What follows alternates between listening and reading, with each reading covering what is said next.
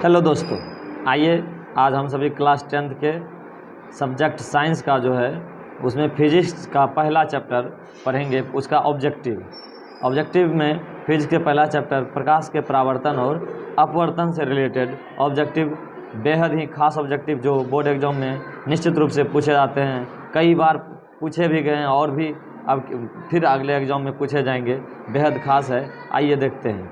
पहला है प्रकाश की किरण गमन करती है, तो प्रकाश की किरण हमेशा सीधी रेखा में गमन करती है, तो ऑप्शन नंबर ए सही होगा। दूसरा क्वेश्चन है प्रकाश का वेग न्यूनतम होता है, प्रकाश का वेग सबसे कम और सबसे अधिक पूछेगा तो निर्वात या हवा होगा और सबसे कम कांच में होगा। प्रकाश का वेग सबसे कम कांच में और सबसे अधिक निर्वात में। तीसरा क्वेश्चन है मोटर गाड़ी के चालक के सामने लगा रहता है, मोटर गाड़ी के जो चालक होते हैं अर्थात ड्राइवर, उसके सामने में पीछे से होने वाली वस्तु या गाड़ी सबके देखने के लिए जो है उसके सामने उत्तल दर्पण का लगा रहता है, उत्तल दर्पण।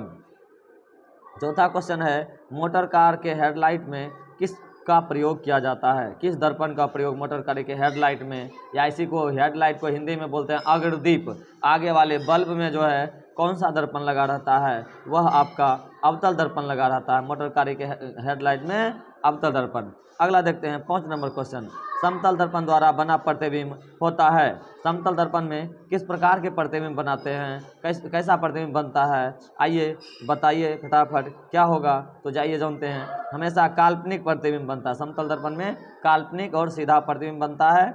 अगला क्वेश्चन है 6 का, लेंस की क्षमता का एसआई मात्रक, जी हाँ, लेंस की क्षमता का एसआई मात्रक डायोप्टर होता है, ऑप्शन नंबर ए होगा 6 का सही।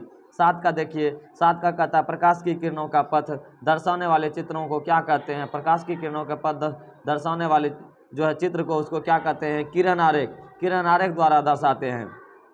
8 का जो है होगा किसी उत्तल लेंस की का फोकस अंतर 50 सेंटीमीटर है तो उसकी क्षमता क्या होगी। उत्तल लेंस की क्षमता जो है धनात्मक होती है, पहली बात ये। दूसरी बात, अब आपको एफ दिया है तो जब एफ दिया है तो पी बराबर 1/f निकालेंगे, तो 1/f निकालेंगे तो क्या हो जाएगा, इसका होगा 1/1 क्या होगा, एफ का मान हम 50 देंगे और गुना 100 से करेंगे तो 50 एकम 50, 50 दूनी 100, 2 डायोप्टर प्लस 2 डायोप्टर, अर्थात डी नंबर आंसर सही होगा, 8 का डी सही होगा। 9 का देखिए, 9 का दोस्तों देखिए, 9 का प्रकाश की किरणों के समूह को क्या कहते हैं, प्रकाश की किरणों के समूह को क्या कहते हैं, आइए जानते हैं। प्रकाश स्रोत, किरण पुंज, प्रदीप, प्रकीर्णन, जी नहीं, प्रकाश की किरणों के समूह को किरण पुंज या प्रकाश पुंज कहते हैं, B is the correct option, 9 का बी हो जाएगा बाबू दोस्तों। 10 का देखिए, उत्तल लेंस की क्षमता होती है, उत्तल लेंस की क्षमता धनात्मक होती है और अवतल लेंस की क्षमता ऋणात्मक, यहाँ पूछा गया है उत्तल तो इसीलिए बी आंसर सही होगा। 11 का और क्वेश्चन है अवतल लेंस की क्षमता होती है, अवतल लेंस की क्षमता दोस्तों अभी तुरंत उत्तल का धनात्मक तो अवतल का ऋणात्मक होगा, अवतल लेंस की क्षमता ऋणात्मक होती है। अगला देखिए 12 का क्वेश्चन है उत्तल लेंस को कहते हैं, उत्तल लेंस को और क्या नाम है, उत्तल लेंस का और अन्य क्या नाम है उसको बताइए, उसका नाम क्या होगा। उत्तल लेंस को अभिसारी लेंस कहते हैं, उत्तल लेंस को अभिसारी लेंस कहा जाता है दोस्तों। अगला देखिए 13 का, अवतल लेंस को डैश कहते हैं, अवतल लेंस को क्या कहते हैं, फटाफट बताइए। उत्तल लेंस को अभिसारी तो अवतल लेंस को अपसारी लेंस कहते हैं, सी इज द करेक्ट ऑप्शन।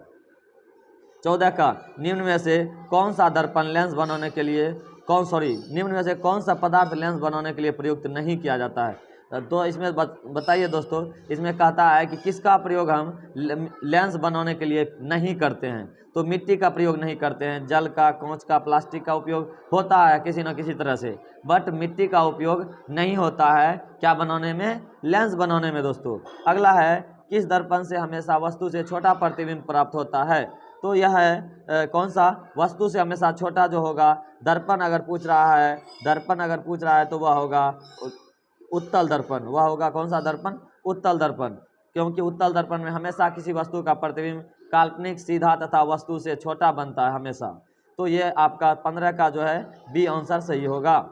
अब देखिए कहता है 16 का, किस दर्पण से वस्तु का बड़ा प्रतिबिंब बनता है, बताइए दोस्तों किस दर्पण से वस्तु का बड़ा प्रतिबिंब बनता है, वह समतल होगा, अवतल होगा, उत्तल होगा। किस दर्पण में वस्तु का बड़ा प्रतिबिंब बनता है, तो वह अवतल दर्पण होगा दोस्तों। अवतल दर्पण में वस्तु का बड़ा प्रतिबिंब बनता है, छोटा भी बनता है और वस्तु के बराबर, तीनों केस बनता है दोस्तों। तो यहाँ बड़ा पूछा है, बड़ा भी पूछेगा तो यह अवतल दर्पण ही होगा।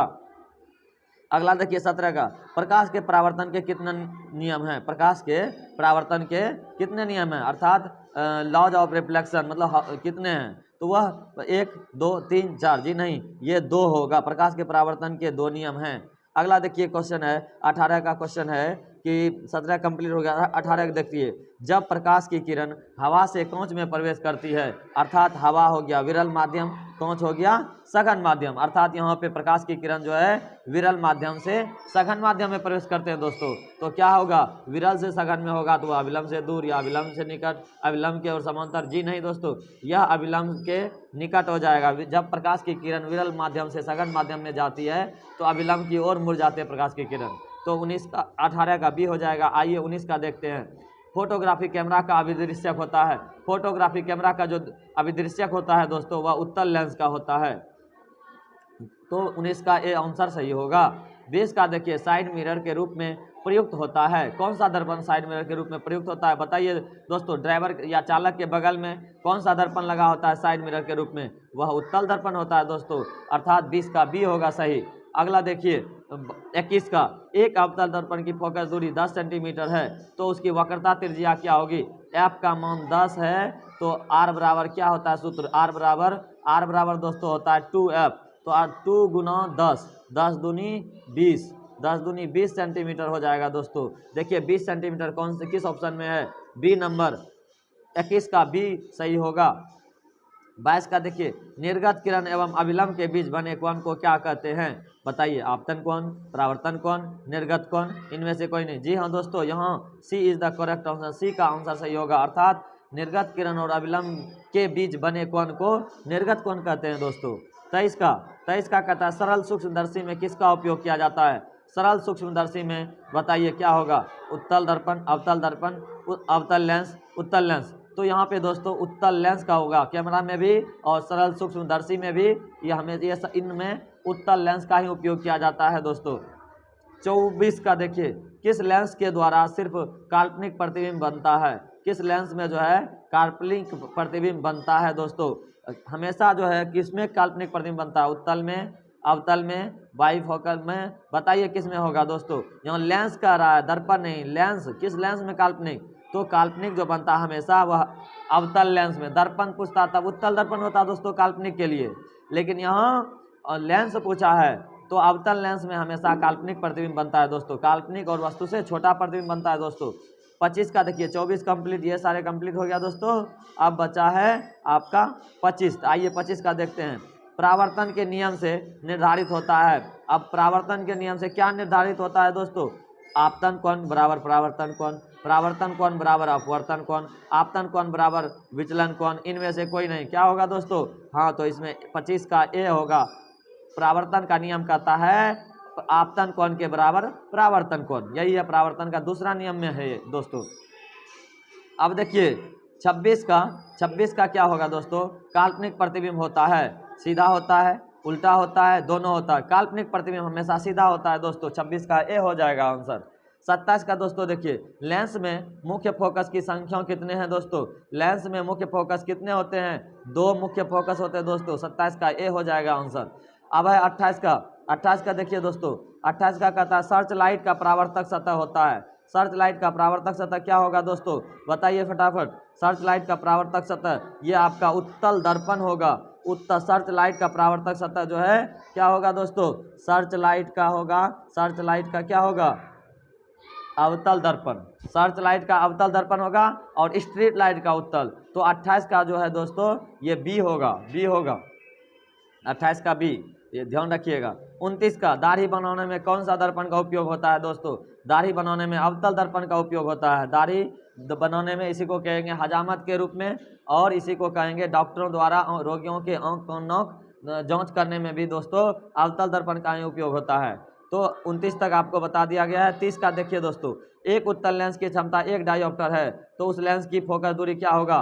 तो उत्तल लेंस है तो पहले प्लस में होगा और उसका जो है 100 सेंटीमीटर होगा। तो